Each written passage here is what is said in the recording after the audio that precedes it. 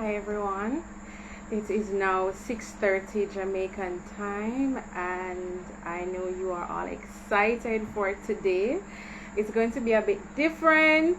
But nevertheless, we are about to get gisting. Hi KD. Hi J Art. Hi everybody. It is that time of the day. It is 6:30 Jamaican time and you are tuned into Creative Gist with me today, one and only. I'll be here by myself, but you know, yes. So I am Desana Watson, a visual artist, a mixed media painter to be specific, and a visual arts educator. And today we will be talking about something that is very exciting. You need to take out your notebooks, you need to get your pens, you need to jot down things, because even though you can watch the replay, I think you should catch the information live, okay? We're going to be talking about prepping for an art residency, and here I will be sharing what an art residency is, different types of art residencies, who can do an art residency, but most importantly, how do you prepare for an art residency, and then what do you do after an art residency. So if you are a young artist who have never done a residency, this is the correct life for you. If you have done one before and you still just want some insight and perspective based on my experience, this is also the life for you. And if you are an educator, a visual arts teacher, you need to know the information, because you need to be having this conversation with your students. Hi Davine, hi Duran, J Art of the Visual and Performing Arts in 2014 with a bachelor's in fine arts,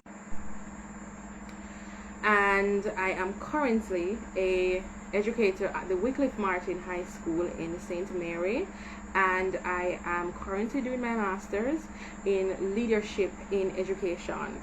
My most popularized work is Retention of a Colonial Past, and it is a 2018 mixed media piece that is a 75-foot long, and don't worry, you'll be seeing more about that piece. I recently completed my La Practica residency with NLS, and that is the basis on which we'll be having this conversation.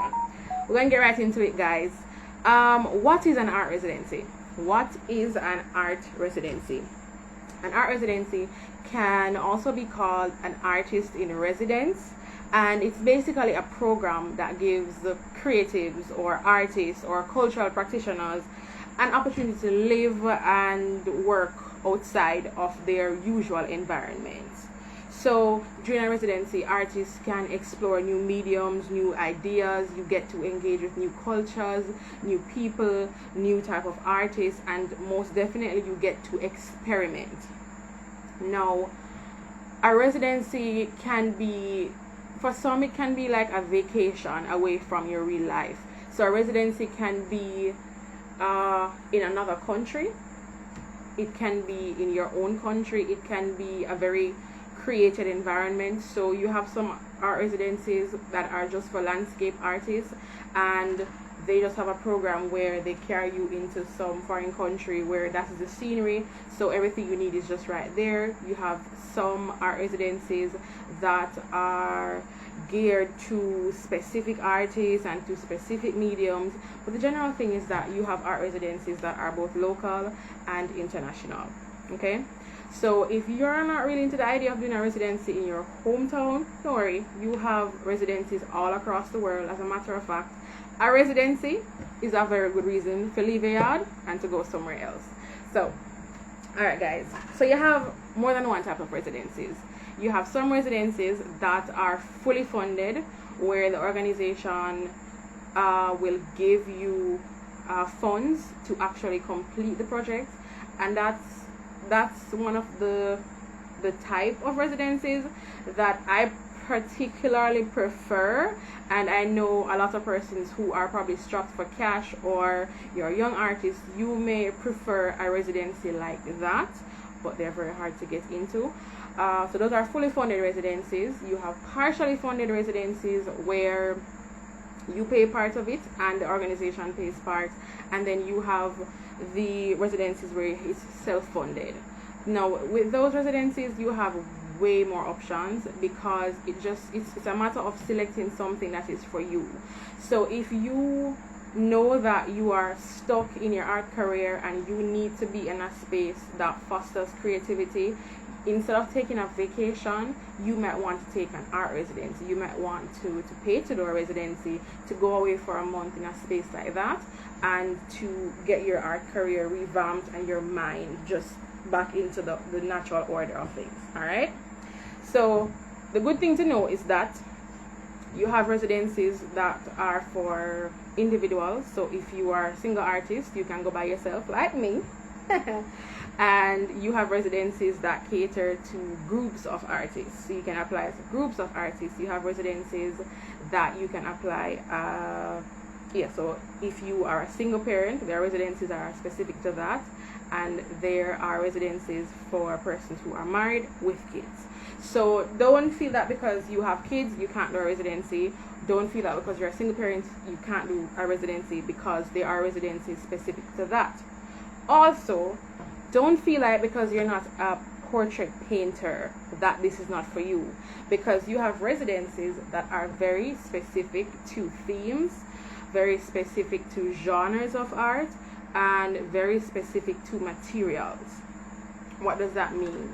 When I'm doing my research for residencies, I will come across residencies that they say are for photographers, but some of them may specify that this is for all photographers, and some may say we want traditional photographers, some may say we want persons who are doing mixed media photography, and some may say we want persons who are doing experimental photography.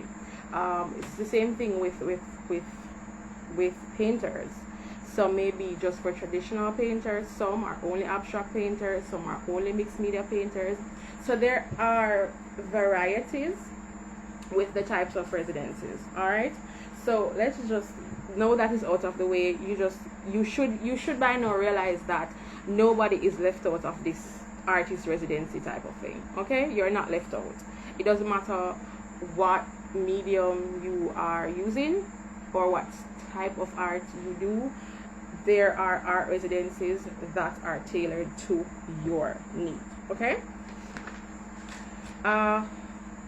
So I don't know why my notes are mixed up. I don't know. This is weird.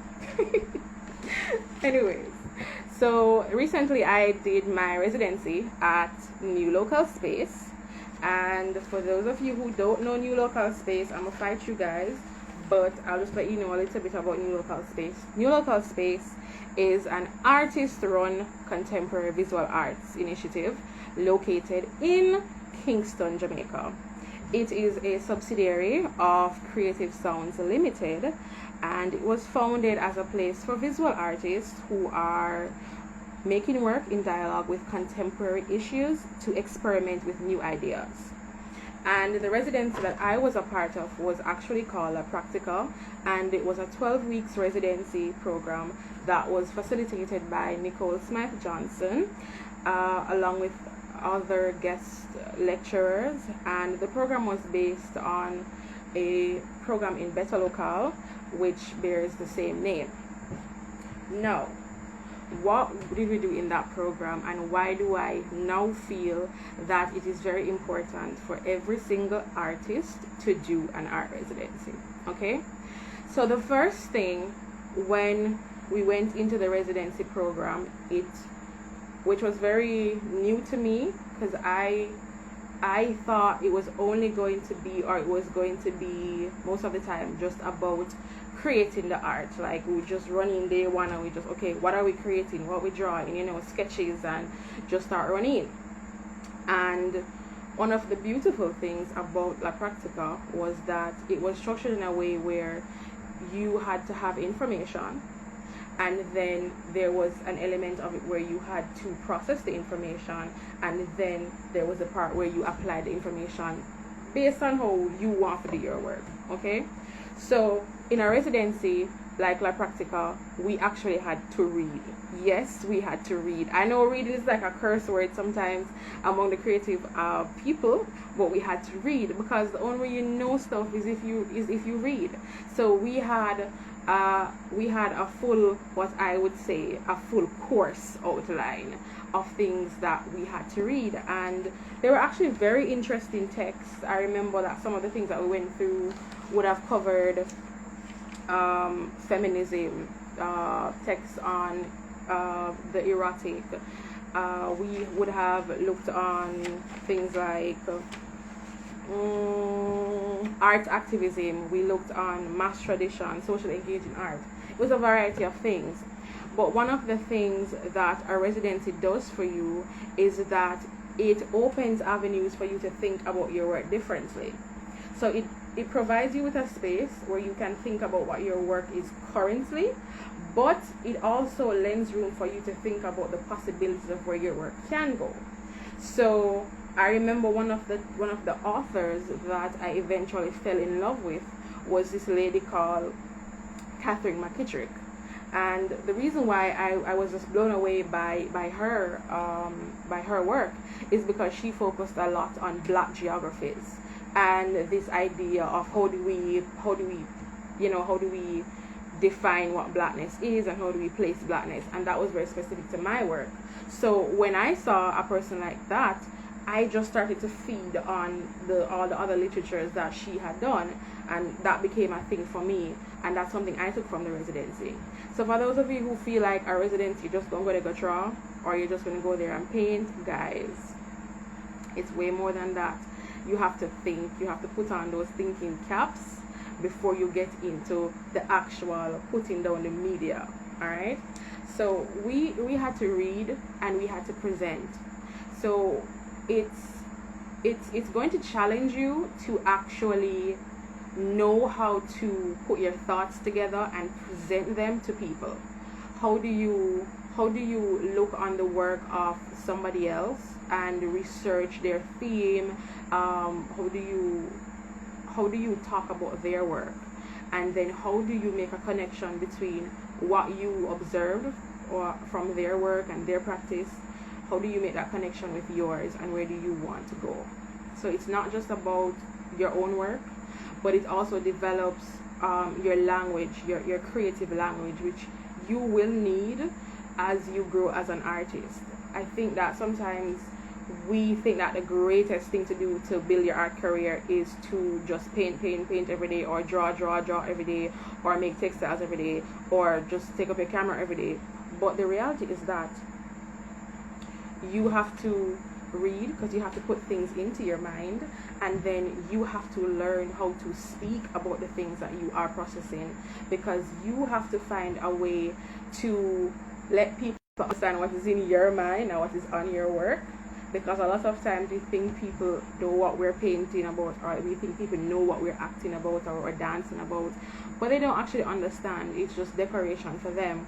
So when you develop the habit of talking about your work, it actually helps you as an artist, and it helps you to build like your rapport with your audience, right? And that could even be if you do makeup. Like you have to, like for me, if you are doing anything for me that's practical. I remember when I moved into my home, and I came and the guys were painting the house, and I began to have a conversation with them about the color, and the man was telling me how the color was mixed, and he didn't know I was an artist, but I found that to be a very fascinating conversation, because he was talking to me about why he was doing what he was doing, and I was learning about his process along the way, and because of that, I actually appreciated how my house was painted.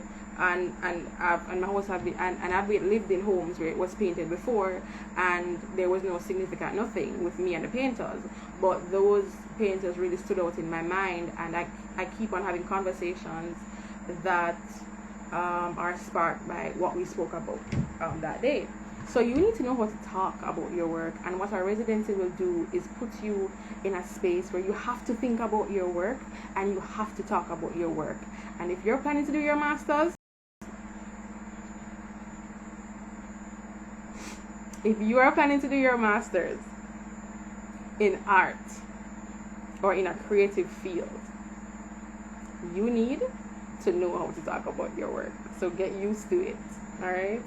And a residency will kind of force you to do that. I know that I'm a bit on the, I'm not going to say shy, because I don't think that's the word that describes me, but I can be introverted if I don't feel the need to speak. And I was on the side of artists that says, I don't have to defend my work to you. Whatever it means to you, it just means to you. But one of the things I learned during the residency was that it's very important that your voice and your perspective of your work is out there. So alongside all the different conversations, it's very important that when they do look, they say, okay, everybody else says this, but the artist, this Anna Watson, this is what she has to say about her work. And it doesn't have to be as fancy as what everybody else says about your work. Because I remember when I did final year, Dr. Verl Coupe did an article on the final year show, and the little excerpt that she did about my work, when I read, I was like, wow, this is brilliant. Like, this is brilliant. Like, I reference how she spoke about my work in that article to this day, because I thought she just captured everything I wanted to say but didn't have the verbiage to say it. Okay, so this is what I'm saying, that probably your own perspective or what you have to say about your work is not even as brilliant as the art critics and the art historians, but it's very important that people know what you think about your work. And that's definitely something that you can get your practice in when you are doing an art residency. Okay. So guys, we had to read and we had to present on other people's work, and we had to present on authors. So that means we had to be able to express our own thoughts and how we were responding to information, right? And that is very important, because a lot of artists feel that they don't need to research, and it's very sad, because if you don't research, then you have no ground. You have no ground to place your work on. And even if you start somewhere, if you're thinking about longevity in your art career, then you need to find a grounding for your work. And definitely when you're doing an art residency, it will put you into a space to develop a solid body of research surrounding your work. And all of it may not come up in one work, but it's important that you have developed that in your mind and that you're exposed to that information. So we did all of those things. I was very fond of two particular artists that we studied during the residency, and one of them was Francisco Gonzalez, and you guys can look him up when you're finished. Francisco Gonzalez, I remember when he did his presentation, I kept on thinking, wow, this guy is so brave. This guy is so brave, and it just seemed to me like he was just fearless in whatever came to his mind to create. He was just creating it. And when he had finished presenting, we were very curious to know, like you know, are you just a very brave person? And he was just saying, not necessarily, but as an artist, you have been given a vision, and the reality is that you are the only one who have the vision, and you have the responsibility to give the vision to the world. And so he said, listen, if it came to my mind, there were times I was not sure, because he's a performance artist. He was not sure how it was going to turn out. He was just talking about the fact that a lot of mishaps went on during the performances and all of that, but it was worth it. And now he knows, he learned his lesson for some of them, and he knows what to improve for others. But the reality was that it was a very brilliant process of his, that he would do things that he thought about, even if there was some level of uncertainties. And I remember leaving that lecture thinking that, listen, me go do this. I remember thinking, me go do this, because the funny thing is, when I was doing my final year piece, because it is 75 feet long, let me not say long, it is 75 feet wide, and I remember that there were several persons that said, you need to cut this piece because it is too long, you're being overly ambitious, and I don't know where you're going with this, stop this foolishness. And probably some of those persons don't even remember to this day, but I remember being in final year and they kept on saying, you need to cut the work. I remember one person specifically said, listen, there is no place in the art world for a work like this, so you need to cut it and cut the crap, and you need to cut the work, okay? And I remember thinking that, no ma'am, no sir, it's not going to cut. You're going to fail me if you feel like, but I'm not going to cut it. The long and the short of the story is that the method and the length of the work and the depth and breadth of the work was actually the most solid thing about the work. And to this day, whenever I have to show that work, I am proud of that work, but I am more proud of the fact that I was brave enough to say, this is what I felt the work needed, and I'm going to give it to that, and I stood by that. And sometimes as an artist, we need to do that. During the residency, I found that when you are around other creative people, other creative minds, you are inspired to be great, because here you are among people who understand exactly what you're going through. They know what it feels like to feel like you're a failure.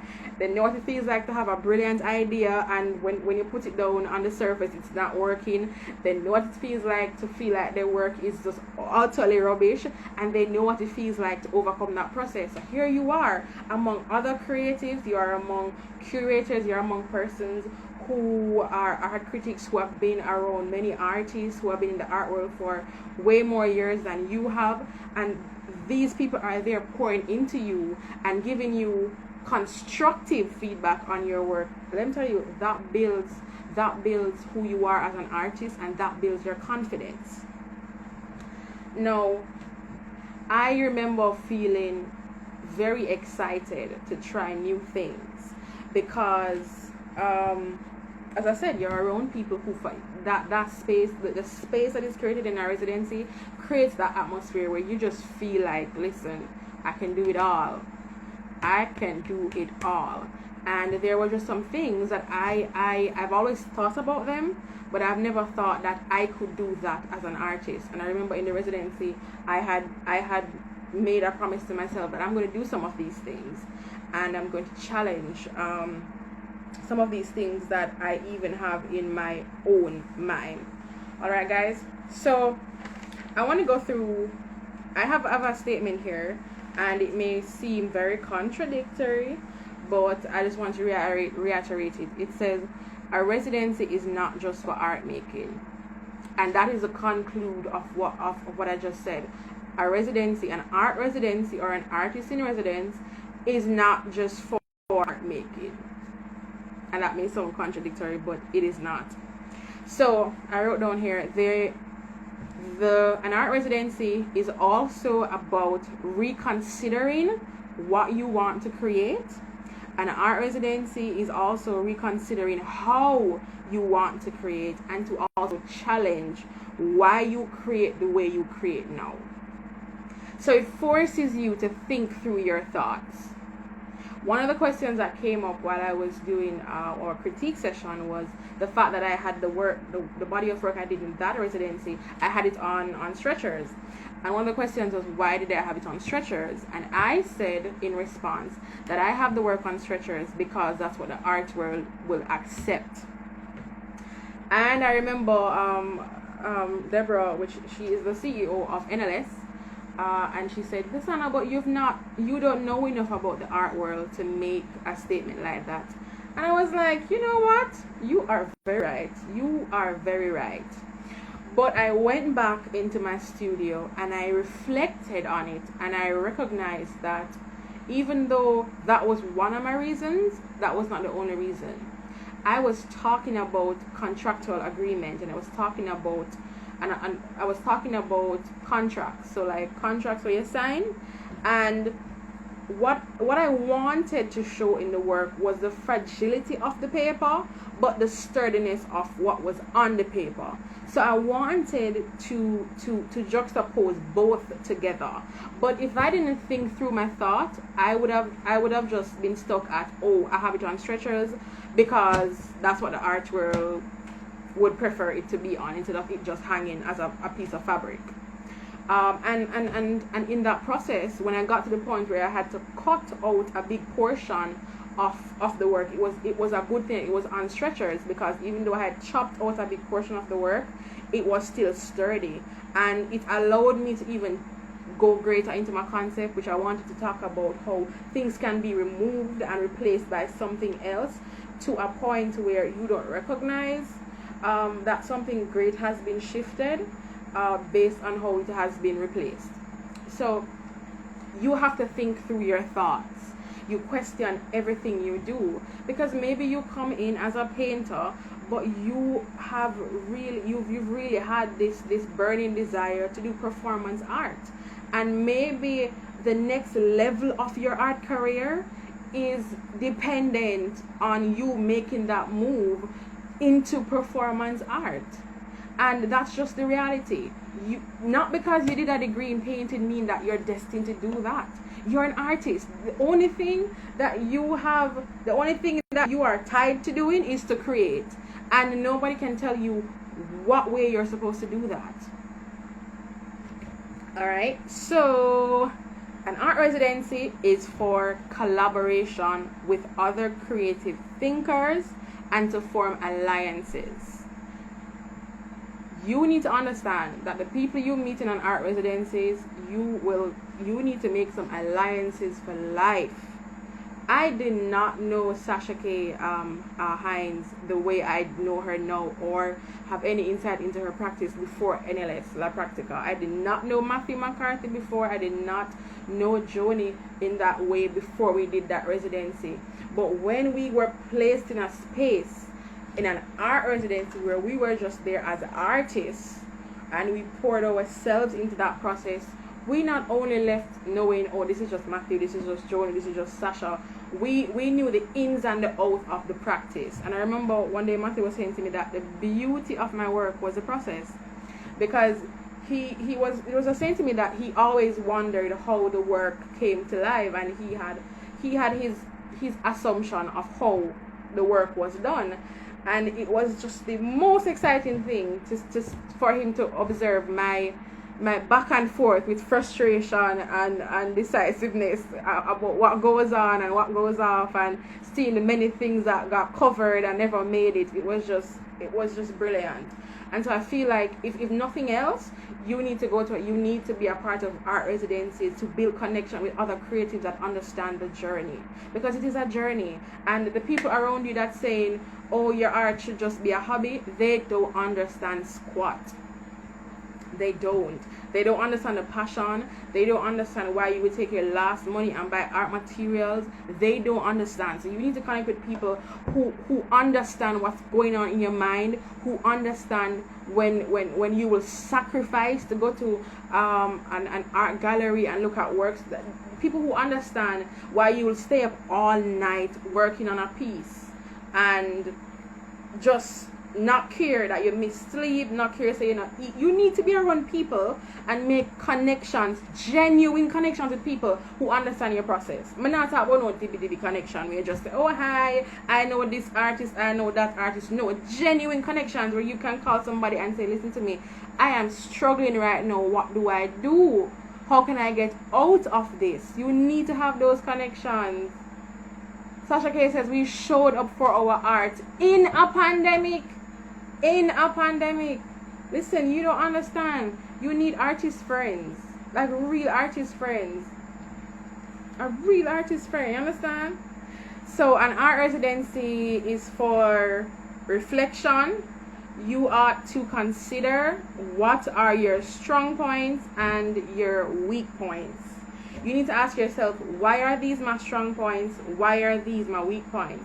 So you may go through a process where you realize that there is this recurring theme in your artwork that's very powerful, and if that one thing is not in your work, it's like it's not a Desana Watson piece. Like, there are just some things, if it's not in there, it's not my work. It's just not my work. It not said me yet. It just not said me yet. Like, I've been doing pieces and I put on all the layers, and I don't put on the layer where I have my words and my text. That I just like having this one word that triggers some thought about the work, that sometimes is very contradictory to what is everything else on the piece. And I just realized when that is not on my work, it not feel done to me. That's a strong point in my work. The multi-layers effect that my work has is a strong point. If it doesn't have that, it's not my work. A one layer painting is not a Desana Watson painting. I don't have anything against them.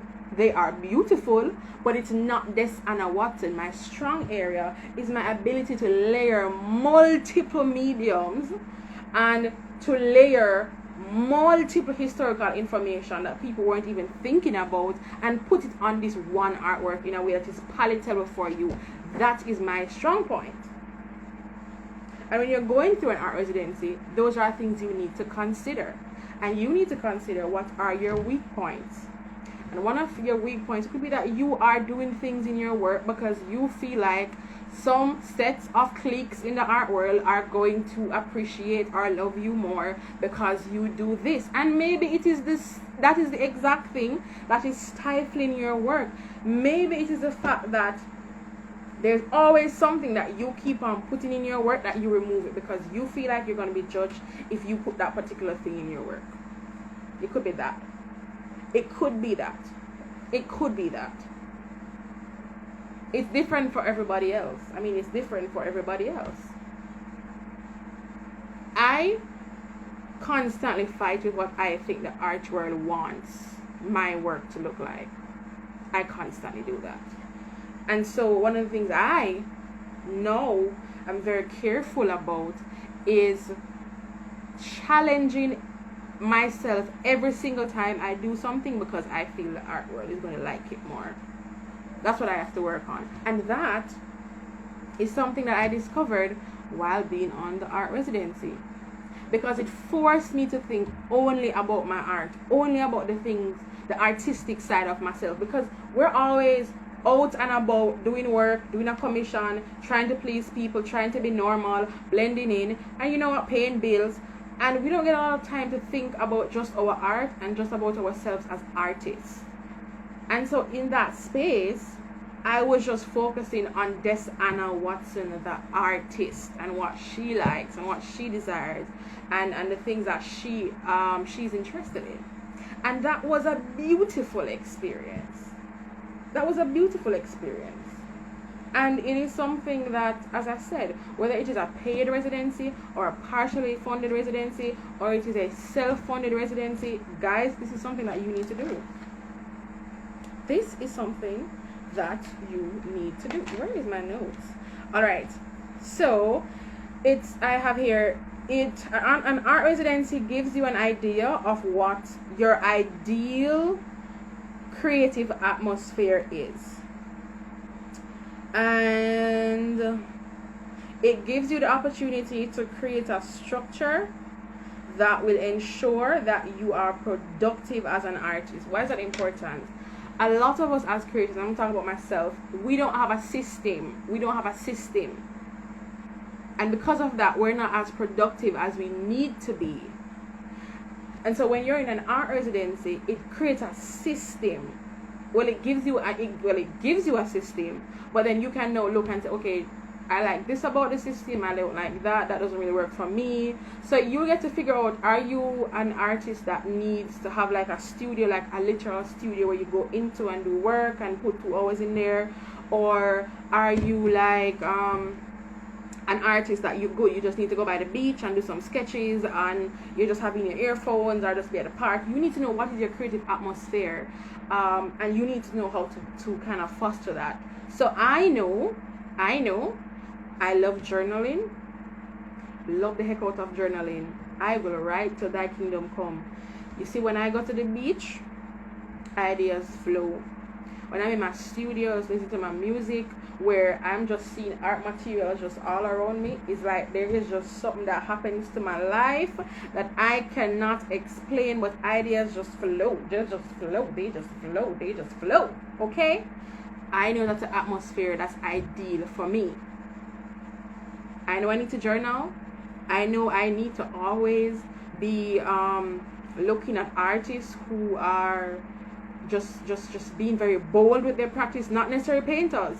I just know I need to always be observing people's art career that are very bold, because I want to do bold things with my art career. That's just for me. What is your system? Like what is your system? What is your system? And it's something you need to figure out, because when you have a system, you are at your most productive state. And a lot of times it just seems like we just skimpy all over the place, and people don't take us serious because we don't take ourselves serious. We don't take ourselves serious. And when they say our thing is just a hobby, them have a right to say it, because we make it look like a hobby. Nowadays, I do 50% art and I do 50% being a teacher. Okay? I am either teaching art, preparing to teach art, or I am creating art. There are lots of parties I don't go to. There are lots of dinners I don't go to. Lots of people I don't go to lunch with. Not because I don't love them. There are lots of conversation that I cut short and find myself in my studio. Not because I don't love people. Not because I'm antisocial. But because what? I'm creating a system where I make my art important. It has to be important to me before it is important to anybody else. So cut the excuses, because the excuses is only hurting you, your art career, and the people that should benefit from your art. Those are the only people who are missing out. Those are the only people who are missing out. You, your art career, and the people who should benefit from your art. And you need to put in the time, like, no cap. You need to put in the time. So, okay. How many hours are you going to dedicate to your art practice? How long does it take? Like, how many hours? And as I said in a video some time ago, I was telling you guys that, what was I saying? I was talking about you have to dedicate the time, and I was saying that maybe it takes you getting up 2 hours earlier in the morning and painting, and I'm just using painting because I'm a painter, guys, so I'm sorry. And maybe it takes you putting in 3 hours after work. It was hard the first time I tried to do that, but now it is second nature. It is second nature. I do art almost every day, and if I'm not literally holding a paintbrush, I am online researching something on my interest. So I might be reading an article, I might be reading a book, I might be listening to an interview, I might be watching a video on a particular technique, but every single day I'm engaged in art. Every single day. There is not one day that goes by that I'm not engaged in art. To the point where sometimes my sister's like, all you talk about is art. All you talk about is art. Like, I'm trying to talk to you about something else and you're talking about art. Like, I'm talking to her about the series that I want to do. Like, guys, it's important to me. Call me obsessed, but guys, what are you willing to sacrifice for your art? And when you're in a space where you are with other creatives, you're forced to think about that. You're forced to think about it. Alright, so you connect with other artists, administrators. Yeah, we covered that. Okay. Alright, so the last thing we're going to talk about is how do you prepare for a residency? So preparation and application. Sasha says it takes 10,000 hours of intense practice to achieve mastery of complex skills and materials. I've heard that quote before. I really have, and I believe it. I believe it. That it, well, at minimum, I believe it takes a whole lot of time to get mastery of whatever you're trying to work on. I really do believe that. All right, so these were the application materials for La Practica, but it is also standard residency application materials. Number one, take notes. You need to have an artist CV, or an artist resume. What does that look like? First of all, Camille Cheddar has a brilliant artist CV. I use her as my reference for my students.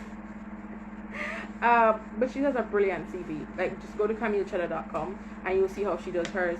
But what it includes is it tells your education, your art-based education, the residencies you've done, the exhibitions you've done, the projects you've worked on.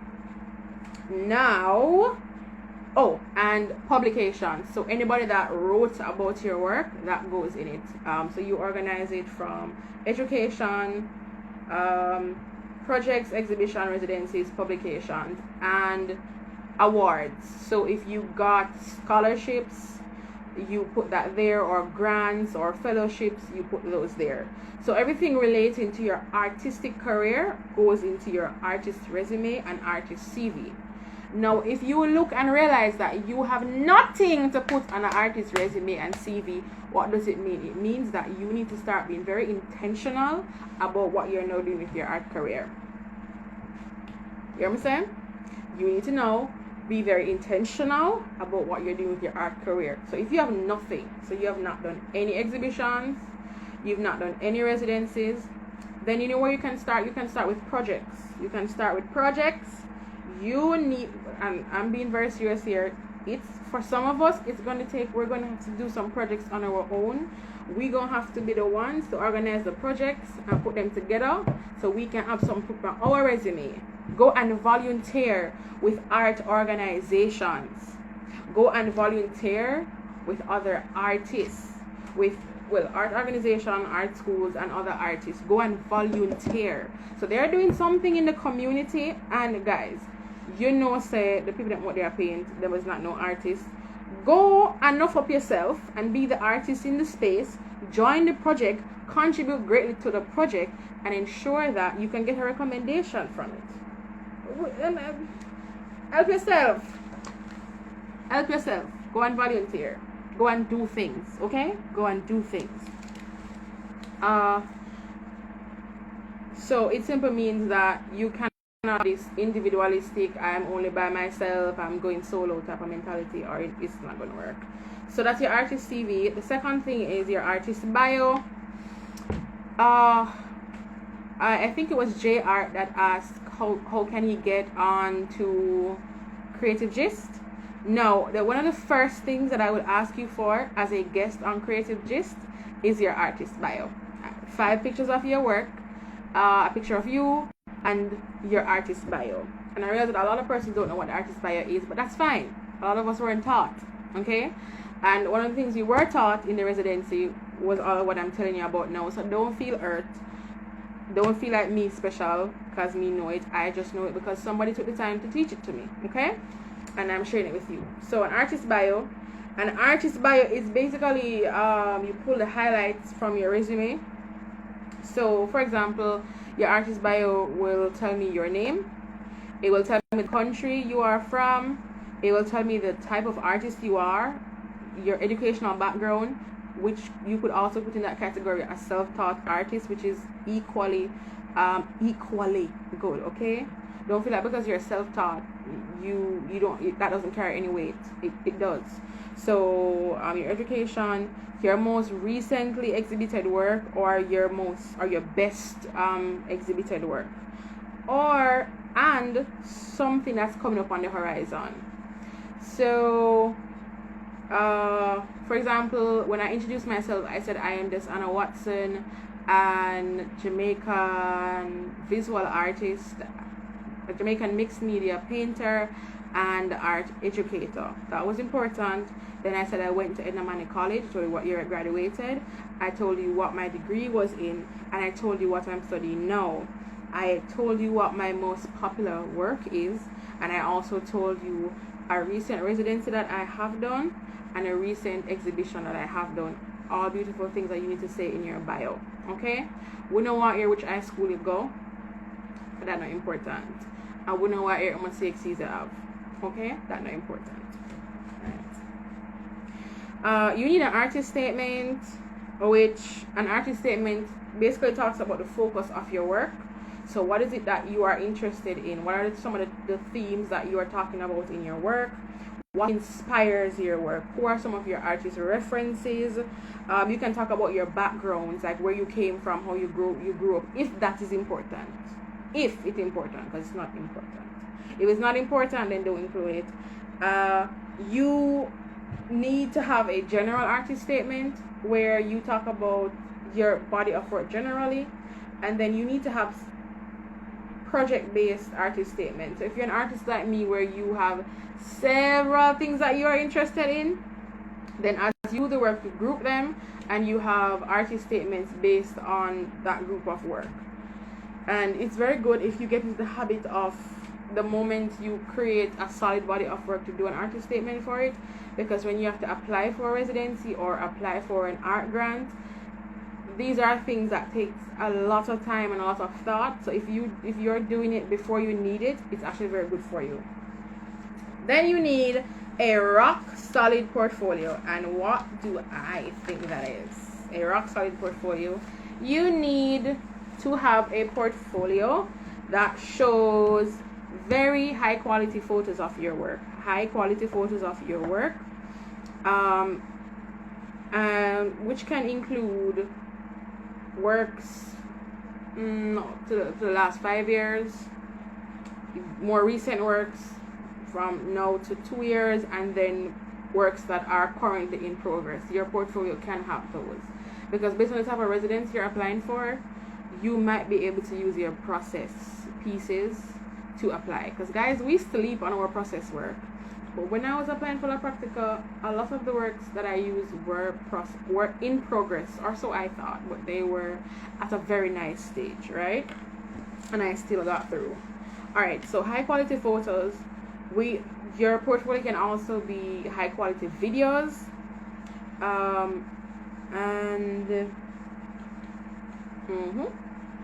And you need to ensure that your works are in very good condition, because some persons might require you to bring them in, and some persons might just require you to submit images online. Either way, it's good to be prepared. But what is very, very important about this portfolio is that it shows consistency. So whether that is consistency in thought, consistency in theme, or consistency in material. Take notes. You either have to be consistent in thought, in terms of what the work is about, the topic, or the things that you are discussing, so thought or theme, or you have to be consistent in the material, or you have to be consistent in the genre. But there has to be a connecting thread where they say, okay, this is what defines this artist. If you have one landscape, one portraiture, one abstract, one semi-abstract, one drawing, listen, they're going to take you as somebody that's not serious. There needs to be consistency in your work. And so if you are that artist that you're just brilliant at all these 10 things, as you do a work, put them in the category and have a portfolio for that category. And that's actually good, because that means if you're that type of artist, then you can apply for several types of residencies. So that's not bad. Just arrange your portfolio properly. And then you need references and persons that can recommend you. That means you need people who can vouch for you, people that have seen your work, people that have taught you, people that have hired you, or people that collaborated with you. Again, you need to talk to people, you need to work with people. That means you can't be burning every bridge that you cross. You need to have people that you can communicate with, people that you are constantly talking about your work with. So when somebody asks them to talk about you, they can talk about you with authenticity. One of the ways you can ensure that when somebody gives you a recommendation, it is current and it speaks to who you currently are, is the moment you ask for a recommendation and they say yes, send them your portfolio, send them your artist CV, send them your bio, and send them your artist statement. That will ensure that they are talking about you not just as the person they knew 2 years ago, but they're talking about who you are now. And that is what I have to say about the application process, guys. So I'm not sure how long I've been on here, but I don't want to bore you guys. That's my little 2 cents on an art residency and the benefits of an art residency. And be sure to do your own research, because I think you will be amazed at the things that you find. Okay, guys? Are you guys still here? So just before we go, here are some organizations that I feel like you need to know. Those clean up your face. Okay, those clean up your face. These are organizations you need to know, like what's happening, who are they featuring, like what's happening, what type of grants are they giving, what are they doing in the organizations. Because if you don't know what's happening in the art organizations, then you don't know where the funding is coming from, and you don't know where to apply for the funding. You don't know what projects you should or should not be doing. So it's good to know. So the first one I would say, don't slip your face, National Gallery of Jamaica. Even if you don't plan to exhibit there, you need to know what's happening. Then keep an eye out for Kingston Creative, and definitely keep an eye out for New Local Space Kingston, NLS Kingston. Definitely keep an eye out for them, because they have a range of programs. They have residencies for upcoming artists, which was La Practica, and that was open to all genres. So it was not limited, it was all genres. It was for young artists who have been 2 to 5 years as an artist. So that means that they didn't expect you to have no catalog of nothing in an artist's resume. So that was fine at that point, right? Of course they wanted promising persons, but you could apply even if you didn't have no entourage of nothing. They have residencies for more experienced artists who have had a career over 5 years and have a couple exhibitions. So as you travel in your career, this is an organization that you can actually keep an eye open for. And it's good to see the artists who are in residence. So currently, Joni Gordon is about to do her exhibition in November. You need to be there. Like, you need to be there to see what Joni has been doing, because Joni was one of the participants of La Practica, which was what I would call a baby residency for the younger artists. And then she actually, did very well and applied for a bigger residency and got it. So you can start from the baby residency and then move up. Like, guys, it's a stage. So don't sleep on yourself. Don't sleep on yourself. Okay? All right. And if you're also into art writing, like if you like to write about art and research about art, like, which I'm also into, but whoo, I'm prepping myself, guys. I'm gonna apply. Trust me, I'm going to apply. Okay, I'm going to apply. I'm planning to for one of the writing fellowships. All right. So you need to stay focused on Fresh Milk Barbados. That's another brilliant organization that you need to focus on. It's Caribbean based, but they offer funding and grants to artists all across the Caribbean and also international. Now, right now, because of COVID, they've kind of cut back on new residencies and grants. But guys, COVID won't last forever, and even if it does, we will start to find ways to get back to normal. So keep your eyes out for Fresh Milk Barbados. Then you need to keep an eye open for Prince Claus Fund, the Prince Claus Fund. You need to know the Prince Claus Fund because they also offer huge funding for visual artists all across the world, and for different artists and cultural practitioners. So this is not only for visual artists, guys. This is for people who do performance art as well. These are for musicians. These are for cultural practitioners. You need to keep an eye open for them. Now, Prince Claus recently launched an award called the Prince Claus Seed Award, and this was specific to upcoming artists, young and upcoming artists that were in their careers 2 to 5 years, and they were offering 1,000 artists 5,000 euros, and that was open to. I know Jamaica was on the list, okay, because I went through. There's like this listing that tells you which countries. Jamaica depended. That is the only thing we need to know, right? So this is an organization that you cannot sleep on. But guys, you need to have a proper portfolio, a proper artist bio, a proper artist statement. When they ask you to do a pitch about your work or to propose something, you need to know how to talk about it in words or through video format. But you need to know how to talk about your work. So they even have a fund that is specific for, I think they call it ticket fund. So if you need, for example, you got through to do an exhibition in Japan, just for example, and you don't have the money for the flight, they have a fund called the Prince Claus Ticket Fund that you can apply to get assistance to cover your airfare. Guys, that's not something you can sleep on. Like, that is not something you can sleep on, right? They have fellowships and grants for more mature artists who are like 8 to 10 years in their careers. So if you didn't get an award from this organization when you're a young artist, you can get one when you're a mature artist. So you can plan towards it. You know, guys, you need to go and look on the application process for these grants and these fellowships and these residencies and plan for it.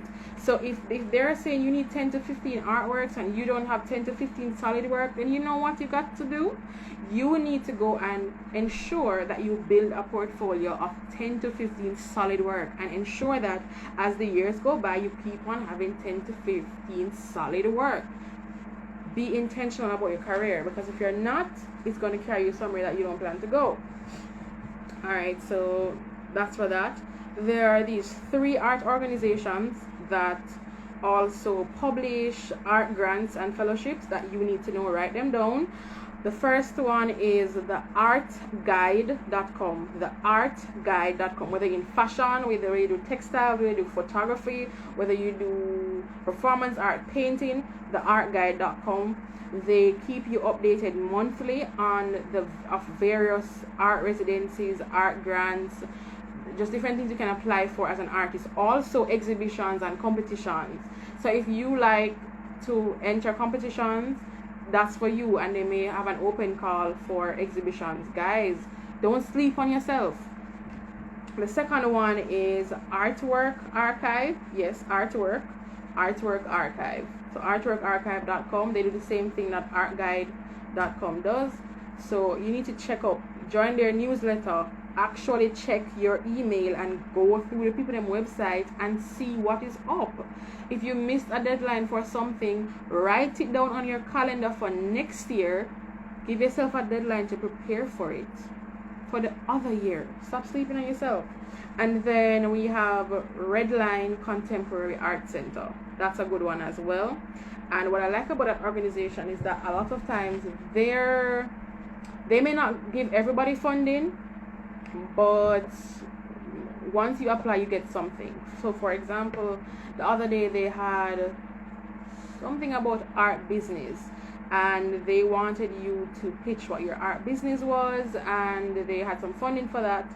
But the catch was, even if you didn't get the funding, they have a 6-month course that they're doing on how to launch your art business, and everybody that applied would have access to the course, and it starts in November.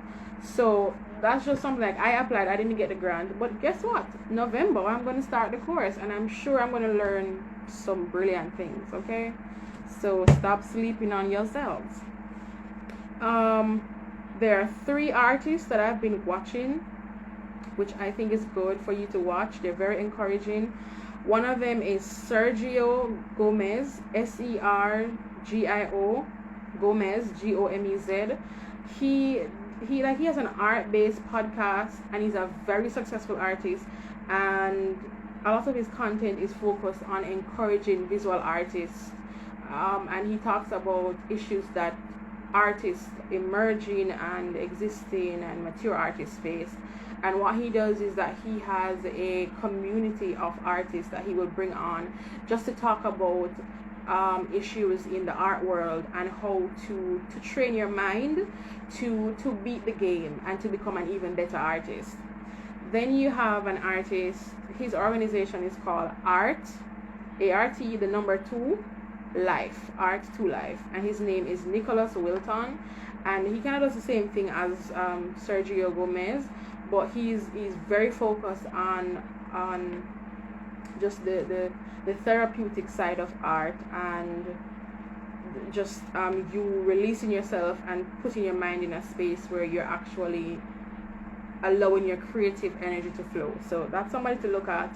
And then my new favorite, Whitney Austin, brilliant African American female artist who was an air hostess, and she lost her job and she connected to her first love, art, and girl have been booming, like she's killing it. Whitney Austin, so you can look her up on Instagram. And guys, I know I've been on here long. I hope that somebody has been encouraged. I hope that you've taken notes. I hope that you've gotten information to go and feed your mind with and to share with other artists. And you know what? I hope to be seeing your Instagram post with you saying that you got selected for this residency, or to hear that you got funding from this organization or that organization. I am looking forward to your careers. I'm looking forward to the many feedback. And I know that every single artist that passed through here, you're all brilliant. You're all brilliant. I do follow your pages. I do see what you're doing. And I think you guys are amazing. Amazing. Now, I have a series of videos I did when I was at NLS. I recorded my progress and my thoughts. I'm going to start posting them, so you can look out for those. And I promise you, the next residency I do, I'll carry you guys along. And the next residency is coming up soon. And I'll tell you about it closer. But guys, love you all. Bye. And see you at the top, because the bottom is too crowded. I'm a claustrophobic. Bye guys. Hi Trish, thanks for coming. Another amazing artist and art teacher, by the way. Oh, you're welcome, KD Art. Thank you, Davin. You're welcome, Dav. Sasha, thanks for coming. Junior Reed. Monster Jam. Savion. Thanks for coming. Jordan, thanks for coming on. I saw Duran. I saw a bunch of people here. I saw Seaford. Thanks for coming on. Thanks, guys. Love y'all. I saw my mother. I saw Sky Samaj. I saw my sister. I saw Joel Walker. I saw Twain Sinclair, another brilliant artist. You guys need to go and check out Art Conundrum on YouTube. Them talking about the things them over there. I saw KCL Studio, J Art, Rose Green. Guys, thank you. I saw Wordsmithing, which is Nicole, our facilitator at La Practica. Brilliant woman. Like, I hope one day I can get her on to come to Creative Gist. But brilliant, just brilliant. Bye guys. I saw Henry Bryan, another brilliant artist and art teacher. Thank you so much for coming on. I love you guys.